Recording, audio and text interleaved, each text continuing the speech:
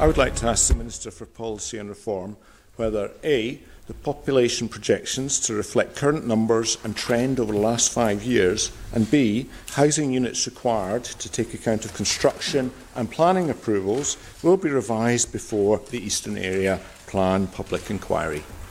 The Minister for Policy and Reform. Thank you, Mr. President. The draft area plan for the East was published in May 2018, along with a number of supporting evidence papers.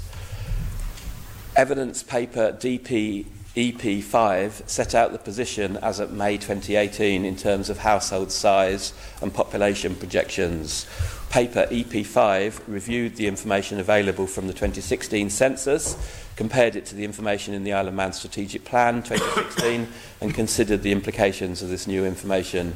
If there is further evidence or any errors and omissions that need to be taken into account in terms of projections, an update paper to EP5 will be prepared and published ahead of the public inquiry. Evidence paper EP3 set out the position in terms of land supply. This included an assessment of housing supply and included figures on residual housing need. It took into account planning approval and take-up data set out in the published residential land availability study known as RLAS Update number 10. RLAS Update number 11 is soon to be published. Update 12 is being prepared. Any new and available data will naturally be considered and summarised in an update paper to EP3, which will be published ahead of the public inquiry. Thank you very much, Mr. President. Supplementary, Mr. Shimmins. Thank you, Mr. President. Is the Minister aware that many people have questioned the methodology utilised in the evidence papers EP3 and EP5? Will he publish the update that he is talking about, and when will that happen? Reply, sir.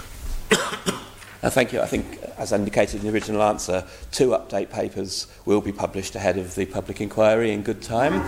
And again, I repeat my thanks to everybody who submitted evidence, because the consultation is exactly that. It's engagement, it's consultation on the draft plan to provide the opportunity for us, which is an excellent opportunity to take feedback and to take information and to take analysis into account.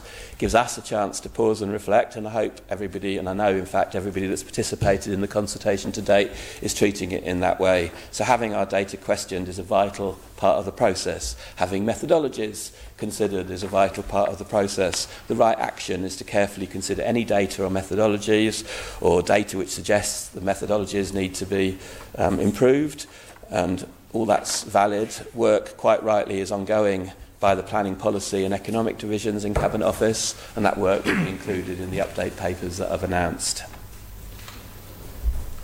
Supplementary. Thank you, Mr. President. I'm still slightly unclear about when the update paper will be published. Sorry if I missed that in the Minister's earlier response. Please can he clarify that?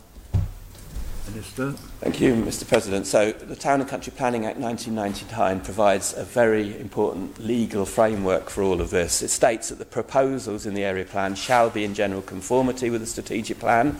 The evidence published ahead of the public inquiry will set out our position on general conformity and any issues that have raised. And as I've said in the question 3, I'm preparing a much fuller statement on planning issues and population matters and household numbers for April Tynwald, which is always my intention, and I'll be making a much fuller statement in April on all of these issues. Thank you, Mr. President.